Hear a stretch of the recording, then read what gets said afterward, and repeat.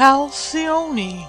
The story of the first kingfisher is a sad one, and you need not read it unless, for a very little while, you wish to feel sorry.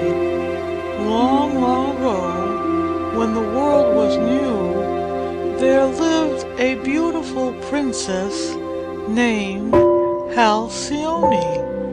She was the daughter of old Aeolus, king of the winds, and lived with him on his happy island, where it was his chief business to keep in order the four boisterous brothers: Boreas, the north wind; Zephyrus, the west wind; Auster, the south wind; and